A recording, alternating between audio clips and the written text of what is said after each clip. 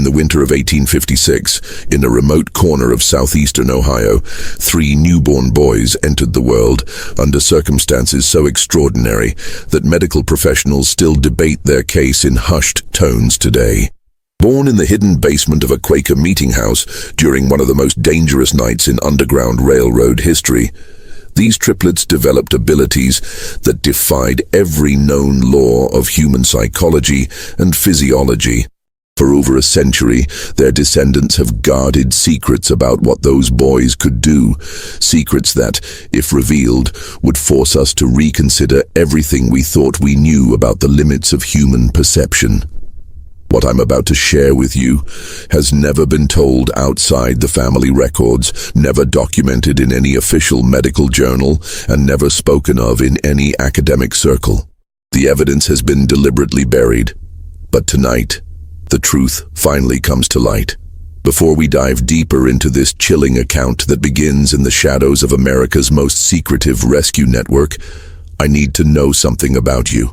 This channel isn't for everyone. Only for those brave enough to confront mysteries that challenge the very foundations of what we believe possible. If you're one of the few who can handle stories that blur the line between documented history and inexplicable phenomena, hit that subscribe button right now. And while you're at it, drop a comment telling me what state you're listening from. I want to know where my fellow mystery seekers are gathering tonight. Because what you're about to hear happened not in some distant mystical land, but right here in America, in communities that might be disturbingly close to your own. The story I'm about to tell you began on a bitter February night when 3 lives entered this world in the most unlikely place imaginable, setting in motion events that would perplex doctors and scientists for generations to come. The town of Cedar Mills, Ohio, barely deserved the name in 1856. With a population hovering around 300 souls, it consisted of little more than a cluster of modest homes, a general store, a blacksmith shop, and the simple brick meeting house that served the local Quaker community. Unlike their more demonstrative Christian neighbors, the Society of Friends in Cedar Mills practiced their faith quietly, their plain dress and solemn demeanor reflecting a deep commitment to simplicity and, most importantly, to the radical belief that all human beings were equal in the eyes of God. This conviction had transformed their meeting house into something far more dangerous than a place of worship. It had become Station 14 on the Underground Railroad, a crucial stop for freedom seekers making their way north from Kentucky and Virginia. Elder Samuel Whitmore, a man whose weathered hands spoke of decades working the soil and whose piercing gray eyes held secrets that could hang half the congregation, had been conducting this clandestine work for nearly 8 years. Beneath the meeting house's plain wooden floors lay a carefully concealed basement, accessed through a trapdoor hidden beneath the speaker's platform.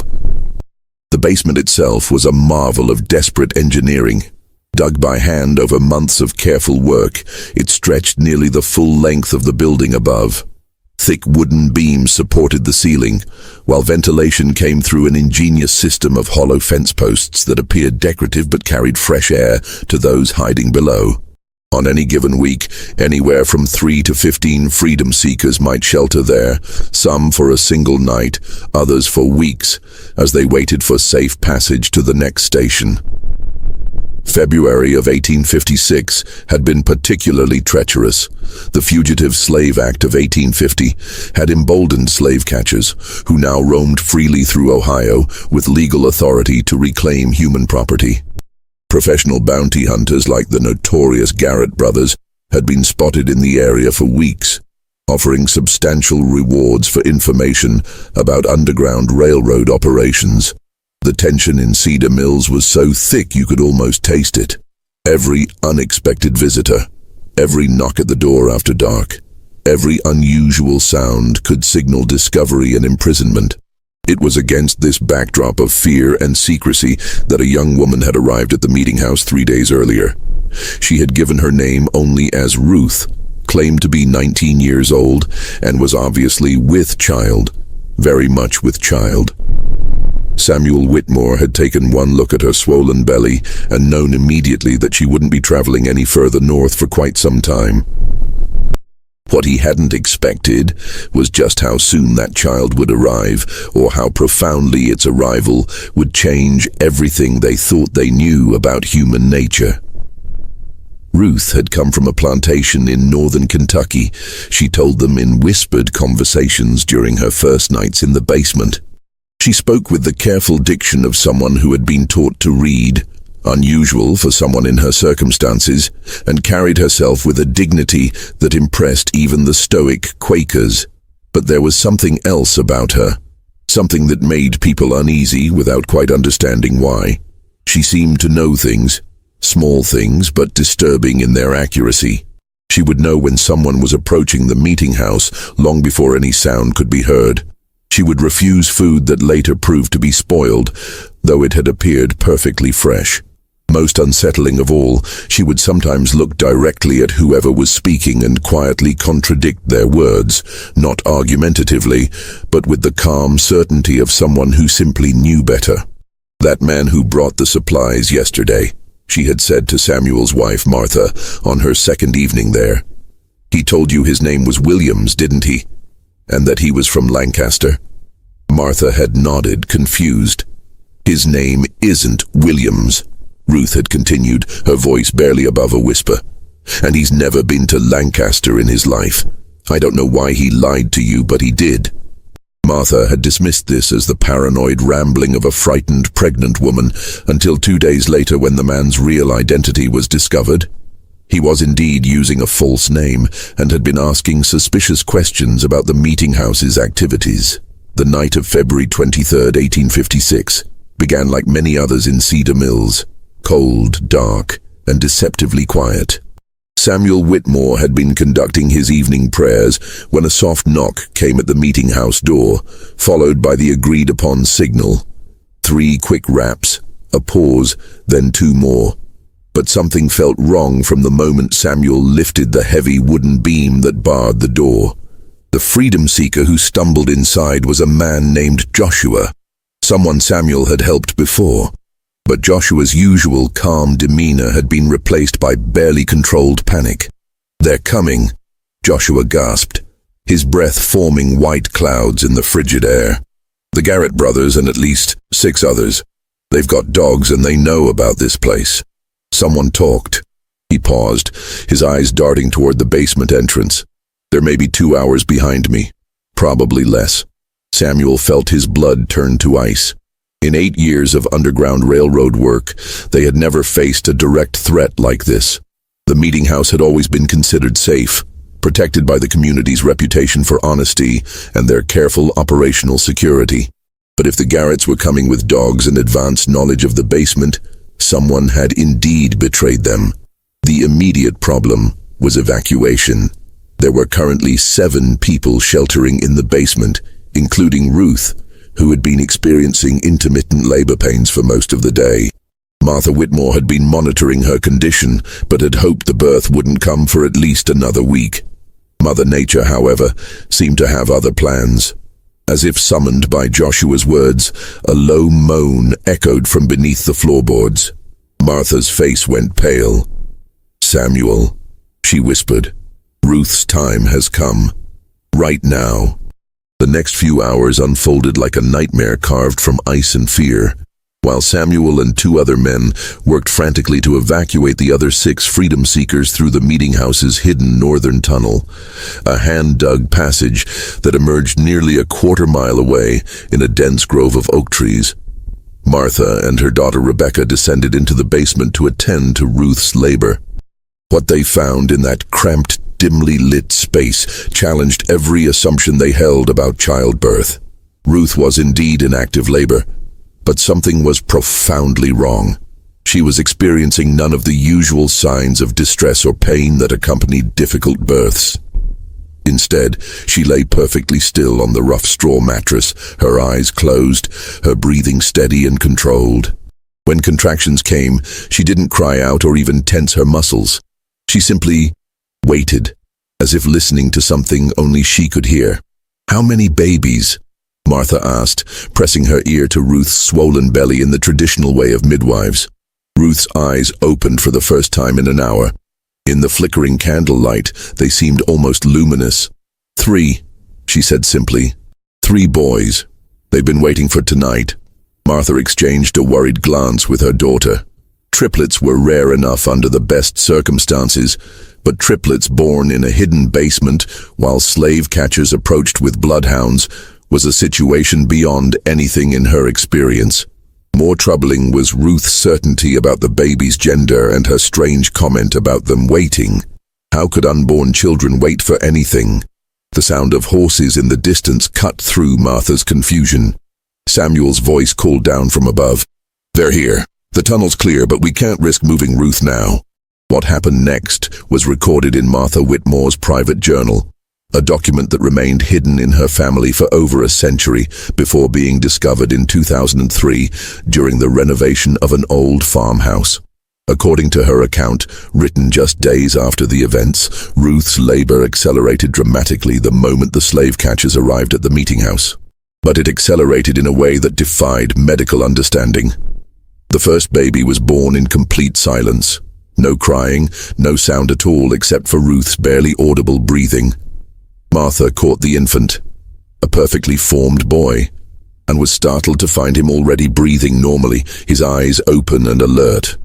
Before she could even cut the umbilical cord, the second baby arrived, again in total silence, again breathing and aware from the moment of birth.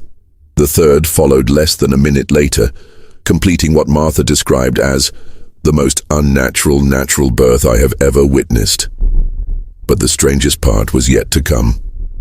As Martha worked to clean and wrap the 3 infants, footsteps and voices could be heard directly above them. The Garrett brothers had entered the meeting house and were conducting a thorough search. Heavy boots walked across the wooden floors just feet above the newborns' heads. At one point, someone stood directly on the trapdoor that concealed the basement entrance. Throughout this entire time, with strange men and tracking dogs just above them, the 3 babies never made a sound. Not a cry, not a whimper, not even the small noises that all newborns make. They lay perfectly still in their mother's arms, their identical dark eyes moving back and forth as if following the movement of the searchers above. It was as if they somehow understood that their survival depended on absolute silence. Ruth never spoke during the search. According to Martha's journal, she simply held her 3 sons and whispered to them in a language that sounded like no dialect Martha had ever heard. Later, Martha would describe it as words that seemed to flow like water, soft and continuous, like a river running over stones. The search lasted nearly 3 hours. The Garretts were thorough, methodical, and increasingly frustrated. They checked every room, every closet, every possible hiding place. Their dogs sniffed around the meeting house's foundation and even scratched at the floorboards in several places. But they never found the entrance to the basement, and eventually they left, cursing their informant for providing bad information. It was only after the sounds of horses had faded completely into the distance that the 3 babies finally made their first sounds. And when they did, all 3 cried in perfect unison, their voices blending into a single, haunting wail that seemed to echo from the very walls of the basement. Ruth died less than an hour later, bleeding that Martha couldn't stop despite all her experience with difficult births. Her last words, spoken so quietly that Martha had to lean close to hear them, were, "They'll know things. They'll always know. Take care of them, but remember they're not like other children." The death of Ruth left the Quaker community of Cedar Mills facing an impossible situation. 3 newborn boys with no known father, no family, and no legal existence. Slave children born free on Ohio soil, but with no documentation to prove their status. Samuel Whitmore made the decision that would shape the rest of his life. The community would raise the boys collectively, each family taking turns caring for them, but all sharing responsibility for their upbringing. The boys were named by the community in the Quaker tradition: Caleb, Ezra, and Isaac. From their earliest days, it was clear that Ruth's final words had been more than the ravings of a dying woman. The 3 boys were indeed not like other children, but in ways that were subtle enough to be dismissed as coincidence by anyone not watching closely. Martha Whitmore, who had taken primary responsibility for the boys' care during their first year, began keeping detailed notes about their behavior. These notes, discovered along with her birth journal, provide a disturbing glimpse into the early manifestations of the boys' unusual abilities. At 6 months old, the triplets had developed a habit that unnerved their caregivers. They would all turn their heads in the same direction at exactly the same moment, often focusing on empty doorways or windows where no one was visible. When someone eventually appeared in those locations, sometimes minutes later, it was always a person who was upset, angry, or hiding something. The boys seemed to sense emotional distress long before any adult could detect it. By their first birthday, the pattern had become impossible to ignore. The triplets could identify lies with unerring accuracy. When community members spoke to them, the boys would respond normally to truthful statements, but would turn away and refuse to engage with anyone who was being dishonest, even about trivial matters. At first, the adults found this amusing, even helpful.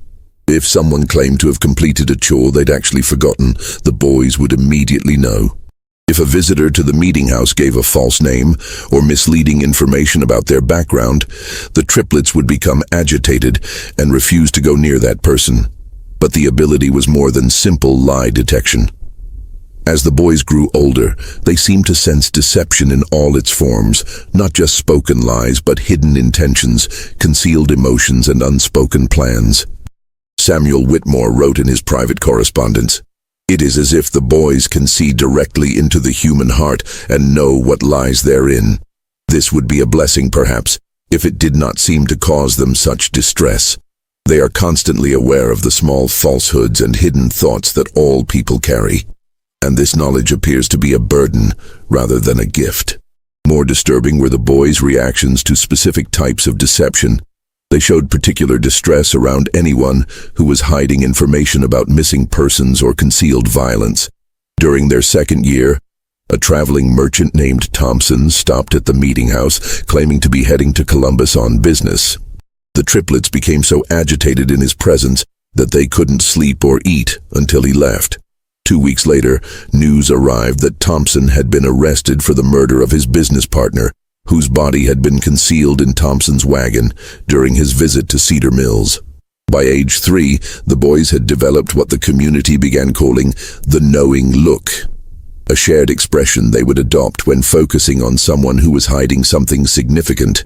All 3 would turn their heads simultaneously, their dark eyes seeming to penetrate whoever had attracted their attention. Most unsettling was their habit of whispering to each other during these episodes, always in that strange, flowing language that Ruth had used during their birth.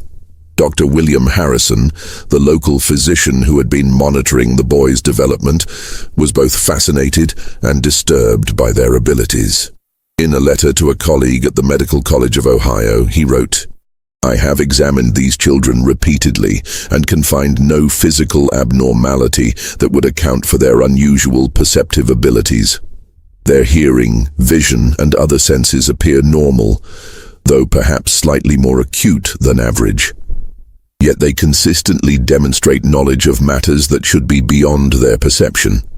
I am forced to conclude that either these children possess some form of sensory capacity unknown to medical science, or I am the victim of an elaborate deception. Though how 3-year-old children could maintain such a deception is beyond my understanding." The boys' impact on the Underground Railroad operations was immediate and profound. Word of their abilities spread quietly through the network of stations and conductors.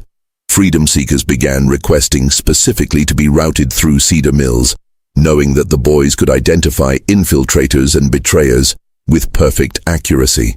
The triplets' presence in the meeting house basement became a guarantee of safety. If they remained calm and peaceful, the freedom seekers knew they were among friends. If the boys became agitated or refused to enter the basement, it was a certain sign that someone in the group couldn't be trusted. Samuel Whitmore found himself in the uncomfortable position of relying on 3 young children for the security of one of Ohio's most important Underground Railroad stations. But the boys' accuracy was undeniable. Over the course of 3 years, They identified 7 potential infiltrators, preventing what could have been catastrophic discoveries of the network's operations. But their abilities came with a price that became more apparent as they grew older. The boys were increasingly isolated from other children who found their intense stares and whispered conferences unsettling. Adults in the community, while grateful for the protection the boys provided, couldn't shake the feeling that they were being constantly evaluated and judged. Even the most honest people felt uncomfortable under the triplets' watchful eyes, knowing that every thought and emotion was somehow visible to them. Most troubling was the boys' growing awareness of their own abilities and the effect they had on others.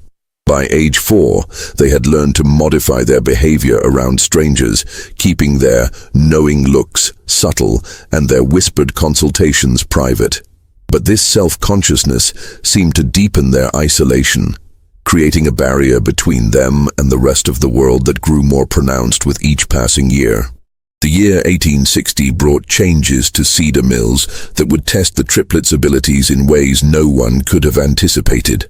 The election of Abraham Lincoln had inflamed tensions throughout Ohio, and underground railroad activities were becoming increasingly dangerous.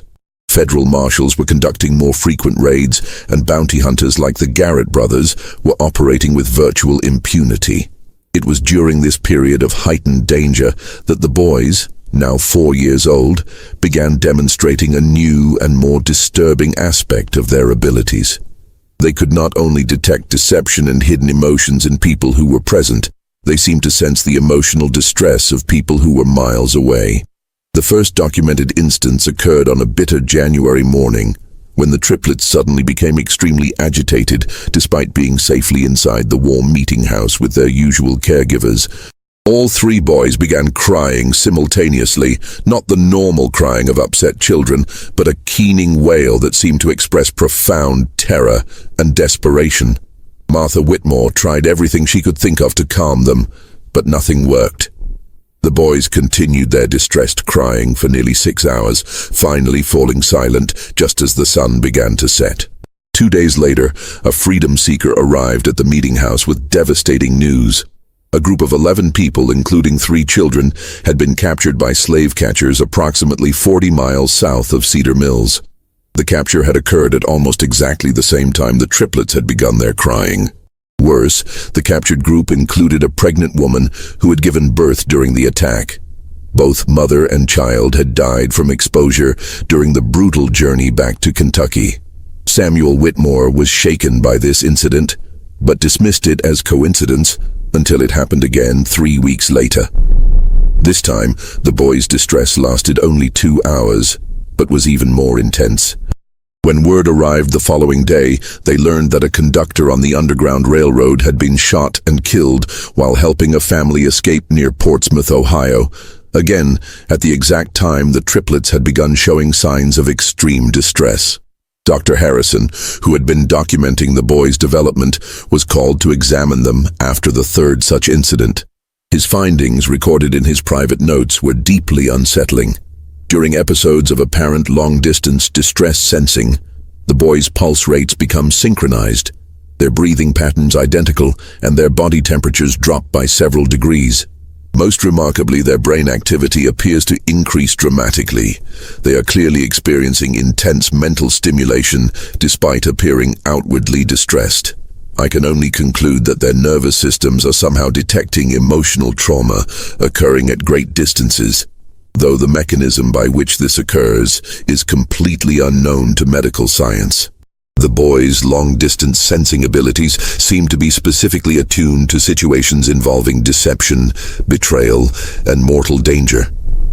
They never reacted to ordinary accidents or natural deaths, but they invariably detected when someone was being hunted, betrayed, or murdered.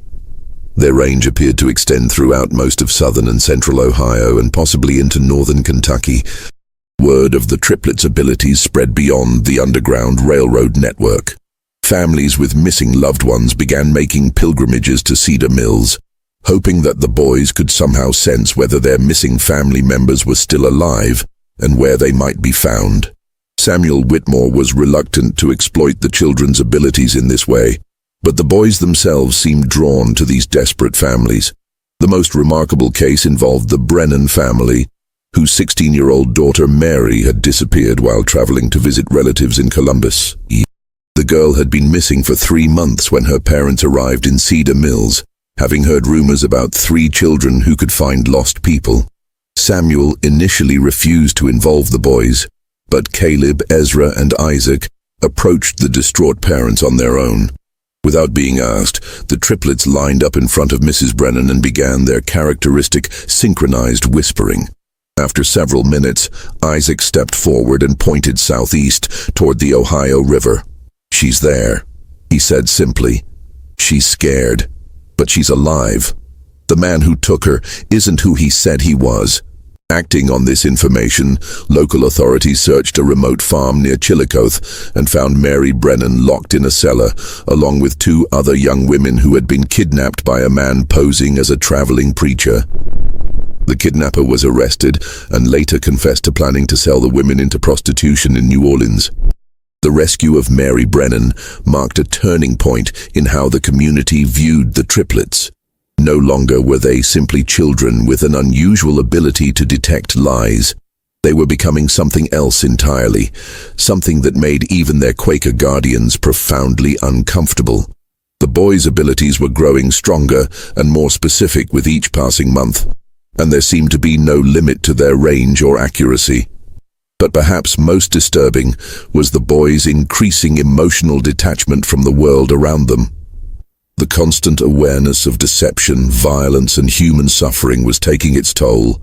They rarely smiled, seldom played, and spent most of their time huddled together, whispering in their private language. When they did interact with adults, their conversations were marked by a wisdom and sadness that seemed impossible in children so young. Dr. Harrison, in his final notes about the boys before his death in 1862, wrote, "I fear that we are witnessing the emergence of human beings who are fundamentally different from the rest of our species. Their abilities appear to be expanding rather than stabilizing, and I cannot predict what they might become capable of as they mature. More troubling is the psychological cost of their gifts. These children are bearing witness to more human suffering and evil than most adults encounter in a lifetime, and they are doing so without the emotional defenses that adults develop over time. I do not know what kind of men they will become, but I fear they will be men apart from all others, forever isolated by their terrible knowledge of what lies hidden in the human heart." The outbreak of the Civil War in 1861 brought unprecedented chaos to Ohio's Underground Railroad operations, but it also created new opportunities for the triplets to demonstrate the true extent of their extraordinary abilities. As Union and Confederate forces began moving through the border regions, the boys started exhibiting reactions to military activities that defied all logical explanation.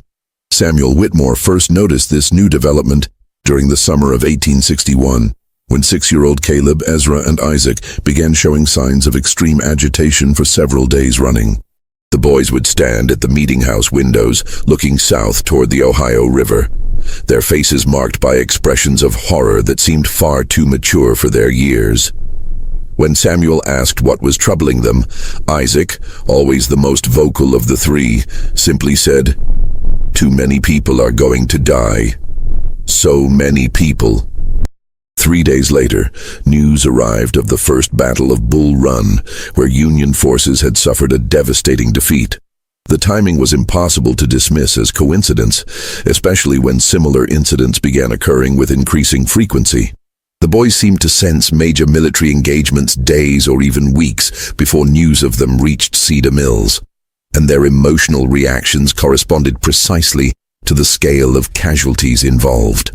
More disturbing was their apparent ability to detect specific individuals among the thousands of soldiers moving through the region. In September of 1861, a young Union soldier named Thomas Caldwell stopped at the meeting house while traveling home on leave to visit his family in Marietta. The triplets took one look at him and immediately began their synchronized whispering, their faces showing expressions of profound sadness. Martha Whitmore, now in her 60s but still serving as the boys' primary caregiver, asked them what they sensed about the soldier. Ezra stepped forward and spoke in a voice that seemed too old for his small body. "He won't make it home. The man who's supposed to be his friend will shoot him for his money. 3 days from now, near the river crossing." Thomas Caldwell laughed when told of the prediction, claiming that he was traveling alone and had no money worth stealing. But 3 days later, his body was found near a river crossing 20 miles east of Cedar Mills. He had been shot and robbed by a deserter from his own unit, a man named Patterson, who had claimed to be Caldwell's friend and had arranged to travel part of the way with him. The accuracy of this prediction sent shockwaves through the local community. But it was only the beginning. Over the following months, the boys began making increasingly specific and disturbing predictions about people they encountered. They could tell when someone would die, often down to the day and hour. They could predict betrayals, desertions, and acts of violence with unerring accuracy. Most chilling of all, they seemed to know which of the freedom seekers passing through the meeting house would successfully reach Canada, and which would be captured or killed along the way. Samuel Whitmore struggled with the moral implications of the boys' knowledge. Should he warn people of the dangers the triplets foresaw? Should he try to prevent the tragedies they predicted? Or was this knowledge too dangerous to act upon? The weight of these decisions was crushing, made worse by the boys' apparent indifference to the suffering they witnessed. They reported deaths and betrayals with the same calm detachment they might use to comment on the weather. The turning point came in the spring of 1862, when a group of 12 freedom seekers arrived at the meeting house, led by a conductor named James Morrison, whom Samuel had worked with for years. Morrison was a trusted ally, a man who had successfully guided hundreds of people to freedom over the course of a decade. But when the triplets saw him, their reaction was immediate and violent. All 3 boys began screaming the moment Morrison entered the meeting house, a sound unlike anything they had ever made before. It wasn't the crying of distressed children, but something primal and terrifying, like the warning calls of animals sensing mortal danger. They screamed and pointed at Morrison, their faces contorted with an expression of pure horror. Morrison was baffled and offended by the reaction. He had never encountered anything like it from the boys, who had always been calm in his presence during previous visits. Samuel tried to question the triplets about what they sensed, but they could only repeat over and over, "Death. He brings death. So much death." Despite the boys' warnings, Samuel was reluctant to turn away a trusted conductor and 12 desperate freedom seekers. Morrison insisted that he had brought the group safely from Kentucky and was prepared to guide them onto the next station. The 12 freedom seekers, men, women, and children ranging in age from 8 to 60, seemed genuinely desperate and showed no signs of deception. But the triplets' agitation only intensified as the hours passed. They refused to enter the basement while Morrison and his group were there, and they continued their disturbing predictions. "Tomorrow night, in the woods by Miller's Creek, he'll call to them and they'll trust him because they think he's their friend. But the men with guns will be waiting." Samuel faced an impossible choice. Either trust the word of 3 young children whose abilities he didn't understand, or risk the lives of 12 people based on what might be nothing more than childhood intuition. In the end, he chose a compromise that would haunt him for the rest of his life. He allowed Morrison and the group to continue their journey, but sent word ahead to the next station warning them to be cautious. He also arranged for 2 local men to follow at a distance, ostensibly to provide additional security. What they witnessed the following night would validate the triplets' warnings in the most horrific way possible. Morrison led the group to a clearing near Miller's Creek, just as the boys had predicted. There, instead of guiding them toward the next safe station, he called out in the darkness. Within minutes, armed slave catchers emerged from the woods. The freedom seekers realized they had been betrayed, but it was too late to escape. In the chaos that followed, 7 people were killed outright, including 2 children. The remaining 5 were captured and dragged back to Kentucky in chains. The two men Samuel had sent to provide security witnessed the entire massacre from a distance, too far away to intervene, but close enough to see Morrison collect a substantial payment from the leader of the slave catchers. James Morrison, the trusted conductor who had guided hundreds to freedom, had been working as a double agent for months, selling information about underground railroad operations and leading groups into carefully planned ambushes. When news of the massacre reached Cedar Mills, the entire community was devastated. 7 people were dead, 5 more were condemned to slavery, and one of their most trusted allies had been revealed as a traitor. But perhaps most disturbing was the realization that 3 7-year-old children had known exactly what would happen, and their warnings had been ignored. The triplets' reaction to the news was unlike anything Samuel had ever seen from them. Instead of their usual calm detachment, they showed genuine emotion for the first time in years. Not sadness or anger, but a deep, profound disappointment that seemed to encompass not just the immediate tragedy, but something much larger about the nature of human evil. "People never listen," Isaac said quietly, speaking for all 3. "They never want to believe what we can see. They think we're just children, but we've seen more death than anyone in this room. We know what people are capable of when they think no one is watching." The boy's words hung in the air like a pronouncement of judgment, and Samuel realized that something fundamental had changed. The triplets were no longer just children with unusual abilities. They had become something else entirely, something that could see into the darkest corners of human nature with perfect clarity. And that terrible knowledge was transforming them into beings that were increasingly alien to the rest of humanity. Just when Samuel thought he'd seen the full extent of what the boys were capable of, events would soon prove that their abilities were still evolving, still growing stronger. The question was no longer what they could perceive, but what they might become, and whether the community that had raised them would be able to survive the truth of what they really were. The revelation that would forever change how the world understood the triplets came during the brutal winter of 1863, when the boys were 8 years old and the Civil War had reached its bloodiest phase. Dr. Elizabeth Hartwell, one of the first female physicians in Ohio and a specialist in neurological conditions, had been studying the boys for 6 months under the auspices of the Medical College of Ohio. Dr. Hartwell's interest had been sparked by reports from Dr. Harrison before his death, and she had convinced Samuel Whitmore to allow a comprehensive medical examination of the triplets. What she discovered in that examination would challenge every assumption about human consciousness and perception. Using the latest medical instruments available in 1863, Dr. Hartwell conducted tests that revealed the true nature of the boys' abilities. Her findings, documented in a detailed report that was immediately classified by military authorities and hidden from public view for over 60 years, showed that the triplets possessed neurological structures that had never been observed in human beings. The boys' brains showed abnormally high activity in regions associated with pattern recognition and emotional processing. But more remarkably, their nervous systems appeared to be in constant communication with each other.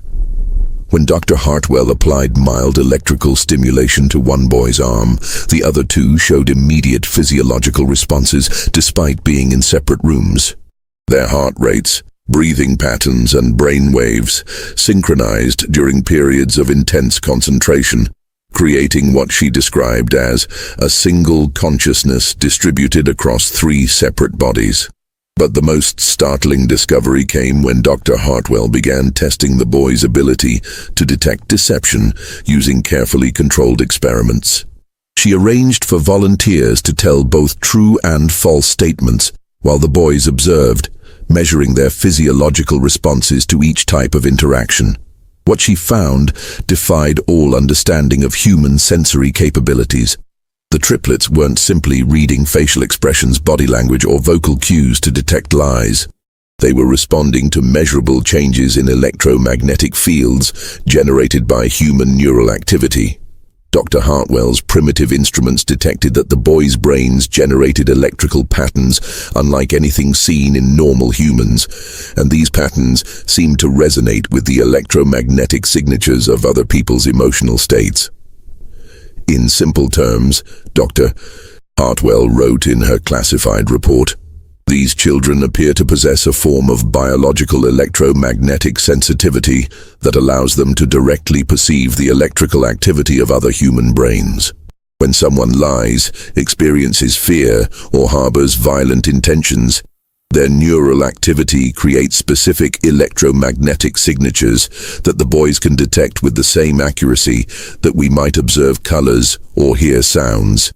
This explained not only their ability to detect deception, but also their capacity to sense emotional distress at great distances and their uncanny accuracy in predicting violent events. They weren't prophets or supernatural beings. They were human beings with sensory capabilities that had evolved far beyond normal human limitations." But Dr. Hartwell's discoveries raised even more disturbing questions. If the boys' abilities were the result of genetic mutation, what had caused such a dramatic evolutionary leap? The answer came from analyzing tissue samples from their deceased mother, Ruth, whose body had been preserved in the Meeting House Cemetery, according to Quaker tradition. Medical examination of Ruth's remains revealed that she had been exposed to massive doses of several industrial chemicals during her pregnancy, chemicals that were commonly used in the processing of indigo dye on southern plantations. These chemicals, which included mercury compounds and lead-based pigments, had caused severe neurological damage in Ruth, but had apparently triggered unprecedented genetic changes in her unborn children. The boys represented something entirely new in human evolution, a mutation that might normally have been lethal, but had instead created enhanced sensory capabilities. They were living proof that human consciousness and perception could evolve in ways that science had never imagined possible. Dr. Hartwell's final revelation was perhaps the most chilling. Based on her analysis of the boys' genetic structure, she concluded that their enhanced abilities were not limited to their generation. The genetic changes that had created their electromagnetic sensitivity were dominant traits that would be passed on to their children and their children's children. "We are witnessing the birth of a new branch of human evolution," she wrote in her most confidential notes. "These boys will father children with similar abilities, and those children will be even more sensitive to human electromagnetic fields. Within 3 or 4 generations, their descendants may possess sensory capabilities that will make current human perception seem primitive by comparison." The implications were staggering. If Dr. Hartwell was correct, the triplets weren't just medical curiosities, they were the beginning of a new human subspecies. And if their abilities continued to strengthen with each generation, their descendants might eventually be able to read human thoughts as easily as observing facial expressions. But the most immediate concern was what to do with this knowledge. The Civil War was raging, and both Union and Confederate forces would be desperate to exploit the boys' abilities for military intelligence. If word of their capabilities spread beyond the small Quaker community, the triplets would become valuable assets to be captured, studied, and used as weapons. Samuel Whitmore faced an impossible decision. Dr. Hartwell was prepared to publish her findings, which would bring international attention to the boys, but would also ensure their safety through public scrutiny. Alternatively, the research could be suppressed, protecting the boys' privacy, but leaving them vulnerable to those who already knew of their abilities. The decision was made for them on a cold February morning when federal marshals arrived in Cedar Mills with orders to bring the triplets to Washington for consultation on matters of national security. Someone in the military hierarchy had learned of Dr. Hartwell's research and decided that the boys' abilities could be valuable for interrogating Confederate prisoners and detecting Confederate spies. But the triplets had sensed the marshals' approach long before they reached the meeting house. When Samuel found the boys that morning, they were already packed and ready to leave, their few possessions bundled in small cloth sacks. "We have to go," Caleb said simply. "If we stay, bad things will happen to everyone here. We've seen it." Isaac nodded gravely. "The men who are coming don't just want to use us. They want to study us, cut us open, see how we work. And when they're done with us, they'll come for our children and our children's children." Ezra, always the quietest of the three, spoke last. "We've seen the future they want to create. A world where people like us are kept in cages and used as tools. We won't let that happen." The boys' decision was final. They would disappear before the federal marshals arrived, vanishing into the network of caves and hidden passages that riddled the hills around Cedar Mills. Samuel made one last, desperate attempt to convince them to stay, arguing that they would be safer under government protection than hiding in the wilderness. Caleb's response revealed just how much the boys had matured beyond their 8 years. "Mr. Whitmore, we can sense the intentions of every person within 50 miles of this place. We know that the government men aren't coming to protect us, they're coming to own us. We've felt their thoughts, and we know what they plan to do. We'd rather take our chances in the wild than become prisoners in a laboratory." As the sound of approaching horses echoed across the frozen fields, the triplets prepared to leave the only home they had ever known. But before they departed, they made one final revelation that would haunt Samuel Whitmore for the rest of his life. "There are others," Isaac said quietly. "Not many, but some. Other children born during times of great violence and suffering. Children whose mothers were exposed to the same kinds of poisons that changed us. They're scattered across the country, and most of them don't even know what they are yet. But we can sense them, and they can sense us." Ezra stepped forward, his young face marked by wisdom that seemed ancient. "Someday, when it's safe, we'll find them. We'll teach them what we've learned, help them understand their abilities. And maybe, if we're careful, we can build something better than what exists now. A world where people can't lie to each other, can't hide their evil intentions, can't pretend to be something they're not." The boys' final words as they prepared to vanish into the wilderness were both a promise and a warning. "We'll be watching. We'll always be watching. And we'll remember who helped us and who tried to hurt us. That knowledge will be passed down to our children and their children and their children after that. The world is about to change in ways that people can't imagine, and it's going to start with us." The federal marshals arrived at the meeting house 3 hours after the triplets had disappeared, finding only empty rooms and the fading traces of 3 extraordinary children who had vanished as completely as if they had never existed. Despite extensive searches involving tracking dogs and military units, no trace of the boys was ever found.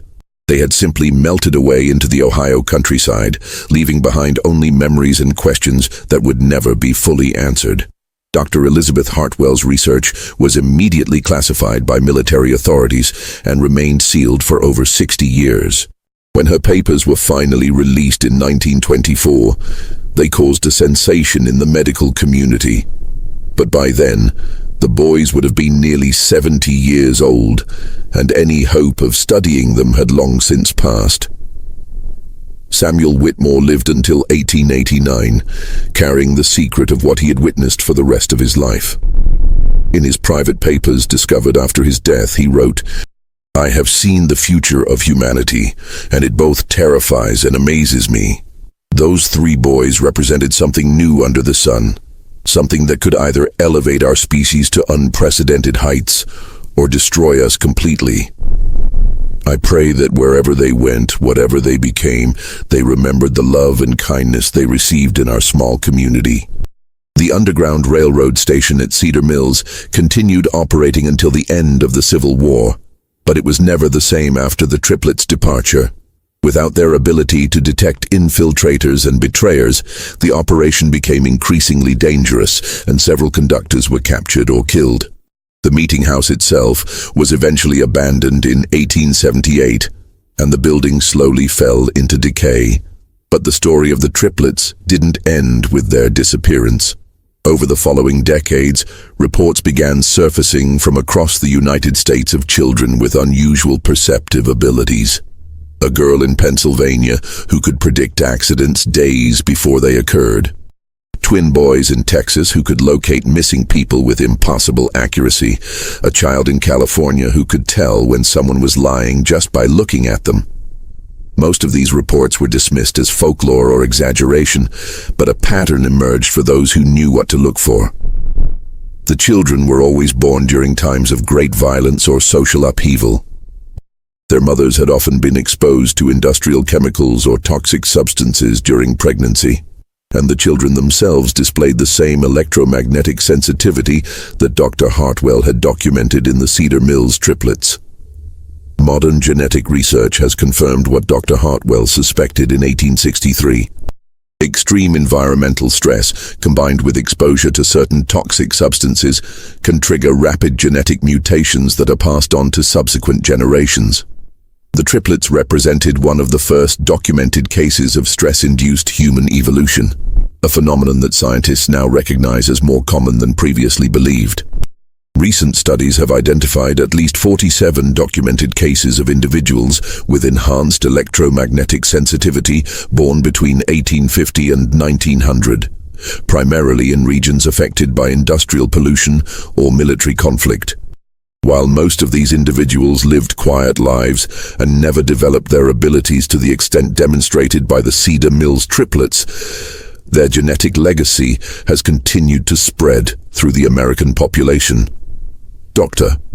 Sarah Chen, a neurologist at Johns Hopkins University who has spent 20 years studying electromagnetic sensitivity in humans, believes that the descendants of these early cases may represent as much as 0.1% of the current American population. We're looking at the emergence of a human variant that possesses sensory capabilities our species has never had before, she explained in a 2019 interview. These people aren't telepaths or psychics. They're humans with enhanced neural sensitivity that allows them to detect electromagnetic patterns generated by other human brains. The implications for law enforcement, national security, and human society are profound. If Dr. Chen is correct, there may be thousands of Americans who possess some degree of ability to detect deception, sense hidden emotions, or locate missing persons. Most may not even be aware of their abilities, dismissing their accurate intuitions as lucky guesses or coincidence. But perhaps the most intriguing aspect of this research is what it suggests about the future of human evolution. If environmental stress can trigger rapid genetic changes that enhance human perception, what other capabilities might emerge as our species faces new challenges? And if the Cedar Mills triplets were correct in their prediction that their abilities would strengthen with each generation, what might their descendants be capable of today? The answer to that question may be closer than anyone realizes. In 2003, during the renovation of an old farmhouse in southeastern Ohio, construction workers discovered a hidden room containing documents that had been carefully preserved for over a century. Among these papers was a letter dated 1923, written in 3 different handwritings but signed with a single name: The Children of Cedar Mills. The letter, addressed to future generations who will understand, contained detailed genealogical records showing the descendants of the 3 boys who had vanished in 1863. According to these records, the triplets had indeed survived their disappearance, lived long lives, and fathered numerous children who inherited their enhanced abilities. More remarkable still, the letter contained precise predictions about future events that have since come to pass: the exact dates of both world wars, the location where the atomic bomb would be tested, the year of the moon landing, and dozens of other historical events that wouldn't occur for decades after the letter was written. The letter concluded with a message that both comforts and unnerves those who have studied it. We are still here. We are still watching. We have grown in number and in ability with each passing generation, just as we promised we would. The time is coming when humanity will need the gifts we carry, and when that time arrives, we will be ready. Until then, we remain hidden, learning, growing, and preparing for the day when the world will finally be ready to accept what we represent, the next step in human evolution. The letter was accompanied by a contemporary address in Ohio and a simple instruction: when you are ready to know more, come to this place on the anniversary of our birth. We will be waiting. February 23rd, 2024, marked the 168th anniversary of the triplets' birth. According to local reports, more than 50 people gathered at the specified address that day, researchers, descendants of Underground Railroad participants, and individuals who claim to possess similar abilities to those demonstrated by the original Cedar Mills triplets. What transpired at that gathering remains unknown. Those who attended have refused to discuss what they witnessed, and no official records of the event exist. But in the months following the meeting, several of the attendees have begun working together on projects related to missing persons cases, criminal investigations, and psychological research. Dr. Chen, who was among those present at the February meeting, will only say that the legacy of the Cedar Mills triplets is far from over. In fact, it may just be beginning. The story of three boys born in a basement during one of the darkest periods in American history continues to unfold more than a century and a half later. Whether they represent humanity's greatest hope for evolution or its most dangerous mutation remains to be seen. But one thing is certain. Somewhere out there, the descendants of Caleb, Ezra, and Isaac are still watching, still learning, and still preparing for whatever comes next. And if their ancestors' abilities to predict the future remain accurate, that next chapter in human evolution may be arriving sooner than anyone expects. This mystery shows us that the boundaries of human perception may be far more flexible than we ever imagined, and that extraordinary circumstances can sometimes produce extraordinary people. What do you think of this story? Do you believe that human evolution could take such dramatic leaps under extreme conditions? Have you ever experienced moments of intuition so accurate they seemed impossible? Leave your comment below sharing your thoughts about the triplets and whether you think their descendants might still be among us today. If you enjoyed this tale and want more mysteries that challenge everything we think we know about human capabilities, subscribe, hit the notification bell, and share with someone who loves stories that blur the line between science and the impossible. See you in the next video, where we'll explore another dark secret hidden in America's past.